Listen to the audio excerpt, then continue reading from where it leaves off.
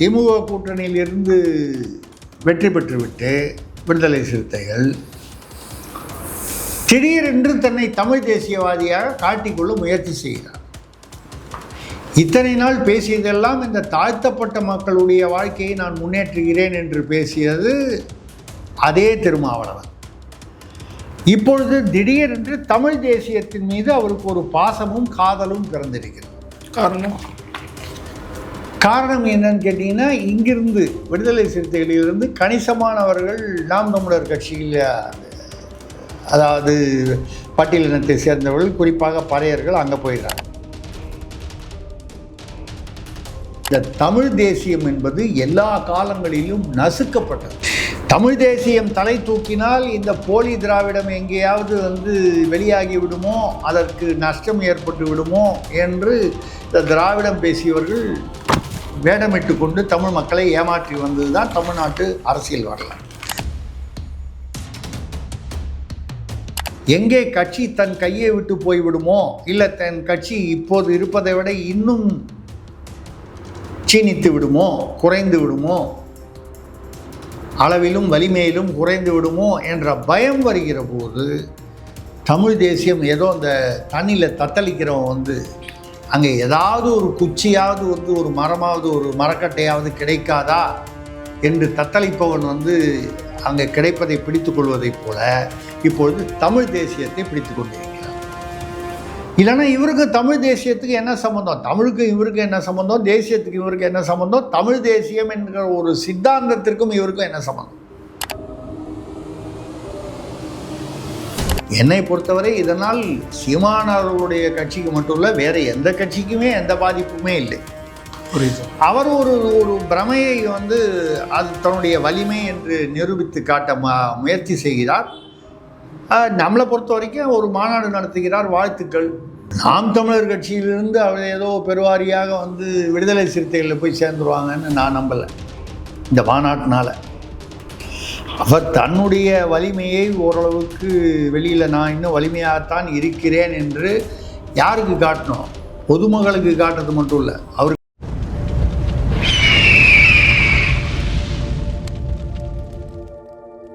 அரசியல் நேயர்களுக்கு வணக்கம். என்று நம்மோதனின் சிறப்பு மூத்த பத்திரிகையாளர் திரிசக்தியார் அவர்கள். வணக்கம் சார். வணக்கம் சரண், சொல்லுங்கள் சார்.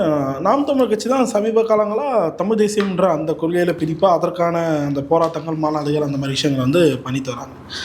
இப்போது கடந்த ஆட்சியில் திமுக ஆட்சியில் திமுக கூட்டணியில் இருந்த விசிக தலைவர் இது மாதிரி தமிழ் தேசிய எழுச்சி மாநாடு நான் போட போகிறேன் அப்படின்னு சொல்லிட்டு போன ஆட்சியில் சொல்லியிருந்த திமுக கூட்டணியில் இருக்கும்போது இன்று அதை போடுறாரு. இப்போது ட்விட்டர் அந்த மாதிரி ஃபேஸ்புக் தளங்கள் எழுதும்போது இது மாதிரி தமிழ் தேசியத்தை ஃபஸ்ட்டு பேசியிருந்த திருமாவளவன் இப்போ பேசுறதில்ல, இப்போ என்ன தானே தமிழ் தேசியம் வளருதுன்றதுனால சீமானிடம் காப்பி அடிக்கிறாரு அப்படின்ற மாதிரி குற்றச்சாட்டுகளை திருமாவளவன் மீது வைக்கிறாங்க. எப்படி பார்க்குறீங்க இந்த விஷயங்களை?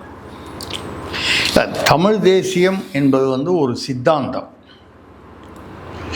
அதை என்னை பொறுத்த வரைக்கும் அது சீமான் மட்டும்தான் அதற்கு சொந்தக்காரர்னோ சொந்தம் கொண்டாட முடியும்னோ நம்ம சொல்லக்கூடாது. அது நியாயம் இல்லை. அவரும் அப்படி சொல்லலை, சீமான் அவர்களும் அப்படி சொல்லலை. இப்போ தமிழ் தேசியம்னா இப்போ சமீபத்தில் கூட போனதுடைய நம்ம பேசணும். அவர் வாழ்வுரிமை வேல்முருகன், அப்புறம் புதிய தமிழகம் கிருஷ்ணசாமி, இந்த மாதிரி இவங்கெல்லாம் ஒரு 3-4 பேர் அவங்க இணைந்து இந்த தமிழ் ஏன்னா இவங்கெல்லாம் தமிழ் தேசியம்னு உண்மையிலேயே முதல்ல தமிழ் தேசியங்கிறத யார் ஆரம்பித்தாங்க அப்படின்னு சொன்னால், தமிழ்நாட்டில் இங்கே முன்னால் உள்ள அரசியல் வரலாற்றை பார்த்திங்கன்னா மாப்போசி என்கிற மாப்போ சிவஞானம் இவர்கள் போன்றவர்கள் தான், அவர் மட்டும் சொல்லலை, அவரை போன்றவர்கள் தான் அந்த செட்டில் தான் அவங்க தமிழ் தேசியங்கிறதையே கொண்டு வந்தாங்க. அந்த தமிழ் தேசியத்தை எதிர்த்து அவங்கள காலி பண்ணது யாருன்னு சொன்னீங்கன்னா இந்த திராவிடம்னு பேசிக்கிட்டு இருந்தால் இந்த திமுக தான்.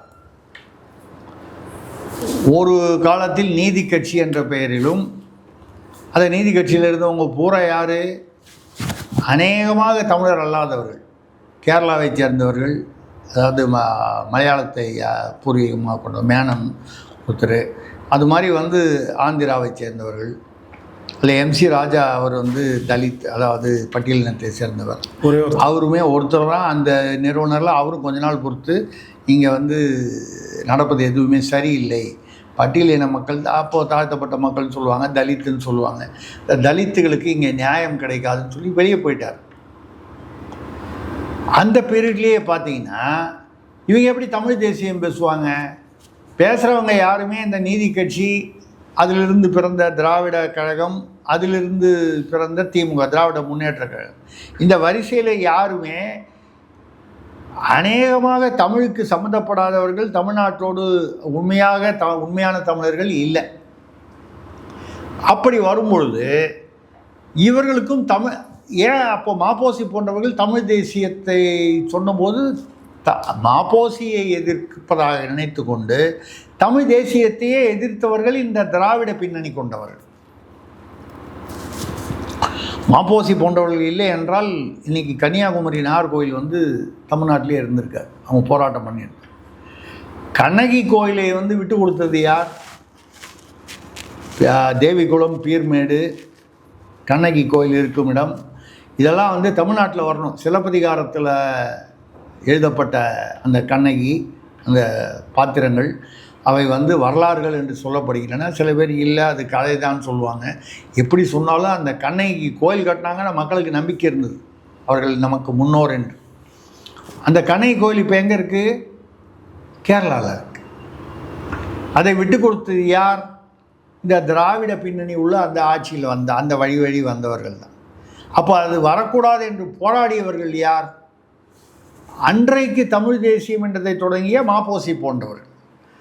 அவர்களை தோற்கடித்து தமிழ் தேசியத்தை மேலே வளர விடாமல், எங்கே தமிழ் தேசியம் என்று ஒன்று வளர்ந்தால் இந்த திராவிடம் என்கிற இந்த ஒரு போலியான அந்த அவர்களுடைய அந்த முகமூடி கிழிந்து விடுமோ என்று பயந்து கொண்டு மாப்போசி போன்றவர்களை எதிர்த்தார்கள். அவர்கள் இல்லைன்னா நீங்கள் வந்து வரலாற்றை பார்த்தீர்களானால் இன்றைக்கி காவிரி பிரச்சனை இருக்குது, மேகதாடு. இந்த இவ்வளவு பிரச்சனைக்கு காரணமாக இது எங்கே? அந்த காவிரி எங்கேருந்து புறப்படுது? தலைக்காவேரி, குடகுமலைன்னு சொல்லுவாங்க. குடகுமலையிலேருந்து தான் தலைக்காவேரின்ற இடத்துலேருந்து தான் காவிரி வந்து வருது. அன்றைக்கி வந்து மதராஸ் மாகாணத்தை பிரிக்கும் பொழுது இந்த நீதி கட்சி இவங்கெல்லாம் ஆண்டபோது, திராவிடத்தினுடைய பின்னணி கட்சிகள், அப்போ வந்து அந்த தலைக்காவேரி பகுதியில் இருந்த துளு பேசும் மக்கள் அவர்கள் குடகுமலை பகுதியில் அவங்க என்ன கேட்டாங்க? இந்த கன்னடம் பேசுகிறவங்களோட எங்களை சேர்த்து விட்றாதீங்க, கர்நாடகாவில் நாங்கள் தமிழ்நாட்டோடு சேர்ந்துக்கிறோம். துளு பேசினாலும் எங்களுக்கு தமிழர்களுடன் ஒத்து போகிறது, இந்த கன்னடர்களுடன் எங்களுக்கு ஒத்து போகல. இது எப்படின்னா பக்கத்து வீட்டுக்காரனோட ஒத்து போகல, எழுத்து வீட்டுக்காரன் ஓகேன்றாங்க. அப்பொழுது இங்கே இந்த திராவிடத்துக்கு பின்னணியாக இருந்த நீதி கட்சியை சேர்ந்த இவர்கள்லாம் வரிசையாக இருக்கும்பொழுது வேணான்ட்டாங்க. துளு பேசும் மக்கள் இருக்கக்கூடிய அந்த குடகு பகுதியை தமிழ்நாட்டுடன் சேர்ப்பதற்கு அவர்கள் மக்கள் விருப்பப்பட்ட போது வேண்டாம் என்று ஒதுக்கியதுடைய பலன் இன்றைக்கு என்ன?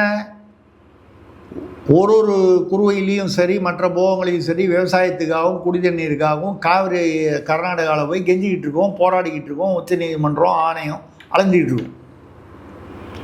அன்றைக்கி மட்டும் சரியான நேரத்தில் சரியான முடிவு எடுக்கப்பட்டிருந்தால் துளு பேசும் மக்களே விரும்புகிறார்கள். அப்போ அந்த குடகு வந்து தமிழ்நாட்டு தலைக்காவேரி பகுதி வந்து தமிழ்நாட்டில் இணைஞ்சிருந்ததுன்னு வச்சுங்க, இன்றைக்கி கர்நாடகாரன் நம்மகிட்ட கெஞ்சிக்கிட்டு இருப்பான் காவிரி தண்ணி வேணும்னு. எதுக்காக சொல்கிறேன் என்றால், இந்த தமிழ் தேசியம் என்பது எல்லா காலங்களிலும் நசுக்கப்பட்டது. தமிழ் தேசியம் தலை தூக்கினால் இந்த போலி திராவிடம் எங்கேயாவது வந்து வெளியாகி விடுமோ, அதற்கு நஷ்டம் ஏற்பட்டு விடுமோ என்று இந்த திராவிடம் பேசியவர்கள் வேடமிட்டு கொண்டு தமிழ் மக்களை ஏமாற்றி வந்தது தான் தமிழ்நாட்டு அரசியல் வரலாறு. இப்போ நீங்கள் கேட்டது வந்து பார்த்தீங்கன்னா, திருமாவளவன் அவளுக்கு அந்த சப்ஜெக்டுக்கு வந்தோம்னா, திருமாவளவன் அடிப்படையில் பட்டியலின மக்களுடைய, அட்டவணை இன மக்களுடைய எழுச்சிக்காக, அதாவது தாழ்த்தப்பட்ட மக்களின் ஒரு தலைவராக, அவர்களுடைய முன்னேற்றத்திற்காக, சமுதாய பொருளாதார ரீதியில் முன்னேற்றத்திற்காக இவர் வந்து அதை நிறுவிய கட்சி. அப்படி நிறுவிய கட்சி தான் விடுதலை சிறுத்தை. ஆனால் அவர் அதை எங்கே கொண்டு போனார்? ஒரு சாதி கட்சியாக கொண்டு போய் மற்ற சாதிகளுடன் வந்து ஏற்கனவே இருந்த உரசல்களையும் விரிசல்களையும் அதிகப்படுத்தியது இந்த விடுதலை சிறுத்தைகள் கட்சி தலைமை. ஏன் அதை சொல்கிறேன்னா, அடங்க மறு, அத்துமீறு அப்படின்லாம் பேசுனது யார்? திருமாவளவன். யாருக்கு அடங்க மறுக்கணும்? ஆதிக்க சாதிகளுக்கு அடங்க மறு. அத்துமீறு, அத்துமீறுன்னு சொல்லும்போது சட்டத்தை மீறு என்கிற அர்த்தம் தானே வருகிறது. இவருடைய பேச்சை கேட்டுதானே பலரும் அறியாமல் அவருடைய கட்சியை சேர்ந்தவர்கள், சிறுத்தைகள் என்று சொல்லப்பட்டவர்கள், அந்த பட்டியலினத்தை சேர்ந்த எல்லாருமே அவர் கட்சியில் இல்லை. பட்டியலினத்திலேருந்துன்னு சொன்னால் தேவேந்திர குல வேளாளர்கள் கிருஷ்ணசாமி பின்னாலேயோ ஜான் பாண்டியன் பின்னாலேயோ இருந்தார்கள். பலர் சீமானுடைய நாம் தமிழர் கட்சி அவர் ஆரம்பிச்சதுக்கப்புறம் வந்தாங்க. திமுக அதிமுகலையும் மாறி மாறி இருந்திருப்பாங்க. இல்லை மற்ற கட்சிகள் காங்கிரஸில் கூட எல்லாம் தலித் தலைவர்கள்லாம் இருந்தாங்க. இளைய பெருமாள் மாதிரி இருந்தாங்க. அவர் பையன்லாம் வந்திருக்கார்.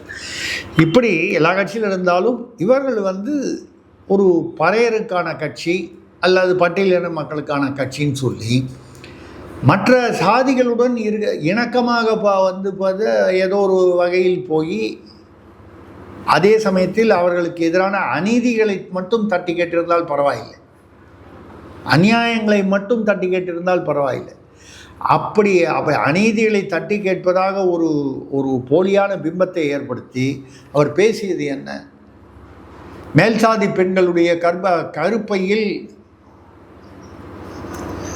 பட்டியலின சிறுத்தைகளின் விந்து போய் சேர வேண்டும். இதுதான் நாகரிகமா, பண்பாடா? அது எப்படி சாதிகளை ஒன்றிணைக்கும்? இல்லை ஒன்றிணைக்க கூட வேணாம். அந்த தாழ்த்தப்பட்ட பட்டியலின அட்டவணை சாதி, தலித்துன்னு சொல்லக்கூடிய அந்த சாதி மக்களுக்கு நீதி எப்படி கிடைக்கும்? ஊரான் வீட்டு பொம்பளையை நீ கையை பிடிச்சி இழுத்து கற்பழின்னு சொல்லி அப்படி அதுதான் சமூக நீதியா? நீங்கள் இந்த ஆதிக்க சாதிகள், உயர் சாதிகள் இருக்குன்னு வச்சுங்க, நீங்கள் எங்கே இருக்கீங்கன்னா நீங்கள் இங்கே வர்றது தான் சமூக நீதி. அவர்களை கீழே இறக்குவதோ இல்லை அவர்களை தவறான அணுகுமுறையில் கொண்டு போவதோ இல்லை இவர்களுக்குள்ளே இருக்கக்கூடியதை இன்னும் இப்படி தள்ளி போக அந்த விலகலை ஏற்படுத்துது, பிளவுகளை ஏற்படுத்துது. இன்னும் தென் மாவட்டங்களில் பாருங்கள், இந்த பக்கம் வட மாவட்டங்களில் ஒரு பிரச்சனை, வன்னியருக்கும் பட்டியலினத்தவருக்கும் பிரச்சனை, பறையருக்கும் உள்ள பிரச்சனை. தென் மாவட்டங்களில் முக்குளத்தூர் போன்றவர்களுக்கும் அங்கே உள்ள தேவேந்திர குல வேளாளருக்கும் அதிகமாக பிரச்சனை, இந்த பட்டியலின மக்களுக்கு. கொங்கு பகுதியில் கொங்கு வேளாளர்களுக்கும் பட்டியலின மக்களுக்கும் பிரச்சனை. ஆக தமிழகத்தின் எல்லா பகுதிகளிலும் பட்டியலின மக்களை மேம்படுத்துகிறேன், அவர்களை முன்னேற்ற பாதையில் கொண்டு வருகிறேன்னு சொல்லி மற்ற சாதிகளோடு அவர்களுக்கு மேலும் உரசல்களை பிளவுகளாக்கி பெரிய மோதல்களாக்கி, ஆனாலும் பட்டியலினத்தை சேர்ந்தவர்கள் யார் எவ்வளோ பேர் வெளியில் வந்திருக்காங்க? இப்போ கூட இவருடைய இரண்டாம் கட்டத்தில் இருக்கக்கூடிய இரண்டாம் நிலை தலைவராக இருக்கக்கூடிய ஷானவாஸ் வேறு விதமாக பேசிக்கிட்டு இருக்கார். இவருடைய கருத்துக்களுக்கு எதிராக பேசி கொண்டிருக்கிறார். இந்த மாநாடு முடிந்தவுடன் அவரை அநேகமாக ஷானவாஸ் ஒன்று ஷானவாஸ் பற்றி இவர் ஒரு முடிவெடுப்பார், அவரை கட்சியை விட்டு விலக்குவதா என்று, இல்லை அவரே வேறு கட்சி தாவல் செய்வார் என்று திமுகவுக்கு போகலாம் என்று சொல்கிறார் ஷானவாஸ். ஷானவாஸை சிறுபான்மையினராக இருந்தாலும் ஷோகேஸ் மாதிரி கொண்டு முன்னால் அவரை காமிச்சு நாங்கள் ஒரு சாதி கட்சி இல்லை, நாங்கள் சமூக நீதி கட்சின்னு காமிச்சார். கடைசியில் அதில் சரி தவறு என்று நம்ம பார்க்கல. வன்னியரசு அவர்கள் அமைச்சராகிட்டார். அமைச்சரானதுக்கப்புறம் எல்லாருக்கும் தெரிஞ்ச விஷயம், வன்னியரசு அவர்களுக்கும் திருமாவளவன் அவர்களுக்கும் ஒத்துப்போகவில்லை என்பது ஊரறிந்த ரகசியம். வன்னியரசு அவருடைய நிலைமையை திமுக அரசு இருக்கும்போது திமுக அரசில் வன்னியரசு அவர்கள் மிக செல்வாக்காக இருந்தார். திருமாவளவன் சொல்வதை விட வன்னியரசு சொல்வதைத்தான் திமுக தலைமை கேட்டது. ஆனால் அப்படிப்பட்ட அவர் சாதாரண திமுக பக்கம் வந்துட்டார். இப்போ இவர் திமுக கூட்டணியிலிருந்து வெற்றி பெற்றுவிட்டு விடுதலை சிறுத்தைகள் திடீரென்று தன்னை தமிழ் தேசியவாதியாக காட்டிக்கொள்ள முயற்சி செய்கிறார். இத்தனை நாள் பேசியதெல்லாம் இந்த தாழ்த்தப்பட்ட மக்களுடைய வாழ்க்கையை நான் முன்னேற்றுகிறேன் என்று பேசியது அதே திருமாவளவன். இப்பொழுது திடீரென்று தமிழ் தேசியத்தின் மீது அவருக்கு ஒரு பாசமும் காதலும் பிறந்திருக்கிறது. காரணம் காரணம் என்னன்னு கேட்டிங்கன்னா, இங்கிருந்து விடுதலை சிறுத்தைகளிலிருந்து கணிசமானவர்கள் நாம் தமிழர் கட்சியில், அதாவது பட்டியலினத்தை சேர்ந்தவர்கள், குறிப்பாக பறையர்கள் அங்கே போயிடுறாங்க. நிறைய பேர் தாவேகா என்கிற விஜய் அவர்கள் தலைமையிலான ஒரு கட்சி புதிதாக வந்தவுடன் அவருடைய ரசிகர்கள் என்ற பெயரில், தொண்டர்கள் என்ற இயக்க தொண்டர்கள் என்ற பெயரில் இதே பட்டியலினத்தில் பறையர்கள், ஏன்னா இவருடைய இதில் பறையர்கள் தான் அதிகம், தேவேந்திர குல வேளாளர்கள்லாம் அந்த பக்கம், கிருஷ்ணசாமி ஜான் பாண்டிய பக்கம். இங்கிருந்து விஜய் அவர்களுடைய தாவேகாவிற்கும் நிறைய பேர் பயணப்பட்டு விட்டார்கள். திமுகவோடு இருந்தபோது திமுக ரொம்ப ஆளுமையாக, உண்மையிலேயே ஆதிக்க ஜாதிங்கிறத விட ஆதிக்க கட்சின்னா திமுக தான். விசிகாவை அடக்கி ஆண்டு அதிகாரத்தில் பங்கு என்று எப்பொழுதெல்லாம் திருமாவளவன் பேச ஆரம்பிக்கிறாரோ அப்பெல்லாம் தலையில் தட்டுற மாதிரி ஒரு தட்டி வைத்திருந்தது யார்? திமுக தான். அடங்க மறுன்னு சொன்னவர் அங்கே அடங்கி இருன்னு உட்காந்துருந்தார். அதிகாரத்தில் பங்கை பற்றி பேசுகிறேன்னு முதல்வரை பார்க்க போயிட்டு பிளாஸ்டிக் சேரில் உட்காந்துட்டு திரும்பி வந்து அது உரிய நேரத்தில் நாங்கள் குரல் கொடுப்போம்னு பேச்சை மாற்றினவர் தான். இதில் இவர் எங்கிருந்து தமிழ் தேசியவாதி ஆனார்? இதற்கு முன்னால் தமிழ் தேசியத்தை பற்றி இவர் பேசியதே இல்லையே. நீங்கள் தமிழும் பேசியதில்லை, தேசியமும் பேசியதில்லை, தமிழ் தேசியமும் பேசியதில்லை. ஏன்னா நீங்கள் தேசியம் பேசுகிறதுன்னா தேசபக்தன், சுதந்திரம் வாங்கி கொடுத்தவங்க, இந்த தேசியம் எப்போ பேசுகிறீங்க? இல்லை நாங்கள் மதசார்பற்று இருக்கோம். எந்த மதசார்பற்று இருக்கீங்க? நீங்கள் பட்டியலினம்னு சொன்னாலே உயர்நீதிமன்றம், உச்சநீதிமன்றம் தெளிவாக வந்து வழிகாட்டுதல்கள், தீர்ப்புகள் கொடுத்திருக்கின்றன. இந்து மதத்தில் இருந்தால் மட்டுமே அந்த ஒதுக்கீடு உண்டு. வேறு மதமாற்றம், நீங்கள் மதம் மாறி வேறு மதத்துக்கு, கிறிஸ்துவ மதத்துக்கோ இஸ்லாமிய மதத்துக்கோ வேறு மதத்திற்கோ போய்விட்டால் உங்களுக்கு அந்த சிறப்பு சலுகைகள் கிடையாது. ஆனால் ஏன் வந்து அப்போ சரி இந்து மதம், அப்போ பட்டியல் இனம் என்றால் இந்து மதத்தில் இருக்கும் வரை தான் பட்டியல் இனம் ஒதுக்கீடு பெற முடியும். இந்து மதத்தில் இருக்கும்போது என்ன பேசுனீங்க? சரி, தமிழ் சார்ந்து பேசியிருக்கீங்களா? என்ன பேசியிருக்கீங்க? தமிழும் இந்து மதமும் பிரிக்க முடியாது. சங்க இலக்கியங்கள் இந்து மதத்தை இருக்குது, அல்ல சமண மதத்தம், புத்த மதம், அப்போ இருந்த மதங்கள், இந்து மதத்தில் இருந்து பிரிந்த மதங்கள்னு சொல்கிறோம். இந்த மதங்கள் அதான் இந்து மதம் தாய் மதம்னு சொல்கிறோம். கோயில் கோபுரத்துலலாம் ஆபாசமாக பொம்மை இருந்தால் அது வந்து இந்து மதம். கிறிஸ்தவ மதத்தையோ இஸ்லாமிய மதத்தையோ சிறுபான்மையினர் வாக்குக்காக வந்து அவங்களை பெருமைப்படுத்துவதாக நினைத்து கொண்டு இந்து மதத்தை கேவலமாக பேசினார். ஆனால் தேர்தல் வரும்போது மட்டும் சிதம்பரம் கோயிலில் போய் தீட்சிதர்களுடன் புகைப்படம் எடுத்துக்கொள்வார். வேறு ஒரு கோயிலில் போய் முண்டாசு அந்த மரியாதைகள்லாம் பெற்றுக்கொண்டு கோயில்களுக்கு செல்வார். ஆக தமிழ் என்றால் ஐவகை நிலங்கள் வைத்தார்கள் தமிழர்கள். அந்த கால தமிழர்கள், பண்டைய தமிழர்கள் ஐவகை நிலத்தை 5 வகையாக பிரித்தார். குறிஞ்சி, முல்லை, நெய்தல், மருதம், பாலை. ஒவ்வொன்றுத்துக்கும் ஒரு கடவுள் வச்சார். குறிஞ்சிக்கு முருகன். அதனால தான் பார்த்தீங்கன்னா முருகன் இருக்கிற இடம் பூரா அநேகமாக மலையார், குன்று, திருத்தணி, மருதமலை, பல கோயில், திருப்பரங்குன்றம், இந்த மாதிரி வந்து பல மலைகள் வந்து பழமுதி சோலையும் ஒரு சின்ன குன்றில் தான் இருக்குது. அது பல இது வந்து அது குறிஞ்சி. இங்கே மட்டும் இல்லை, வடநாட்டில் போய் ஆறுமுகம் என்ற பெயரில், குமரன் என்ற பெயரில், கார்த்திகேயன், சுப்பிரமணியன் என்ற பெயரில் இருக்கக்கூடியதும் பல இடங்களில் வந்து மலையில் இருக்குது. அப்போ அங்கே கடலில் வந்து திருமால் என்று சொல்லக்கூடிய விஷ்ணு, இப்படி பாலைவனமாக இருக்கக்கூடிய, பாலைவனம்னா என்ன, வறண்டு இருக்கக்கூடிய பகுதியில் காளி, இப்படி கடவுள்களை அது பிரித்து, அதாவது ஒரு தமிழ் நிலத்திற்கும் ஒரு கடவுள் வைத்தார்கள், ஒரு வகைப்படுத்தினார். நீங்கள் என்னைக்கு இந்து மதத்தை எப்பொழுது கேவலமாக பேசினீர்களோ அப்பொழுதே நீங்கள் தமிழ் 5 வகை நிலங்களையும் நீங்கள் கேவலப்படுத்தியதாக தான் கொள்ள வேண்டும். அதான் நான் திருப்பி சொல்கிறேன். தமிழையும் கேவலப்படுத்திவிட்டு தேசியத்தையும் இது வரைக்கும் ஒன்றும் பெருசாக வந்து நீங்கள் வந்து கொண்டாடினதில்லை. தமிழ் தேசியம் என்ற ஒரு சித்தாந்தத்தையும் இதுவரை தொட்டதில்லை. இப்பொழுது ஒரு இன்செக்யூரிட்டின்னு சொல்லுவாங்க, ஒரு பாதுகாப்பின்மை அவருக்கு வந்திருக்கிறது. எங்கே கட்சி தன் கையை விட்டு போய்விடுமோ, இல்லை தன் கட்சி இப்போது இருப்பதை விட இன்னும் சீனித்து விடுமோ, குறைந்து விடுமோ, அளவிலும் வலிமையிலும் குறைந்து விடுமோ என்ற பயம் வருகிற போது தமிழ் தேசியம் ஏதோ அந்த தண்ணியில் தத்தளிக்கிறவன் வந்து அங்கே ஏதாவது ஒரு குச்சியாவது வந்து ஒரு மரமாவது ஒரு மரக்கட்டையாவது கிடைக்காதா என்று தத்தளிப்பவன் வந்து அங்கே கிடைப்பதை பிடித்து கொள்வதைப் போல இப்பொழுது தமிழ் தேசியத்தை பிடித்து கொண்டிருக்கிறார். இல்லைன்னா இவருக்கு தமிழ் தேசியத்துக்கு என்ன சம்மந்தம், தமிழுக்கு இவருக்கு என்ன சம்மந்தம், தேசியத்துக்கு இவருக்கு என்ன சம்மந்தம், தமிழ் தேசியம் என்கிற ஒரு சித்தாந்தத்திற்கும் இவருக்கும் என்ன சம்மந்தம்? இதுதான் வந்து விடுதலை சிறுத்தை மாநாடு நடத்தலாம், அது யார் வேணாலும் அவருடைய கட்சி, அவர் வந்து அதற்கு என்ன வேணாலும் பெயர் கொடுக்கலாம். தமிழர் எழுச்சி மாநாடு, தமிழ் தேசிய எழுச்சி மாநாடு. நீங்கள் என்ன எழுச்சி இப்போது பண்ணிட போகிறீங்க? ஆனால் நாம் தமிழ் கட்சியோட பாயிண்ட் ஆஃப் வியூ வந்து இந்த மாநாட்டை எப்படி சார் அப்ரோச் பண்ணுறது இறுதியாக?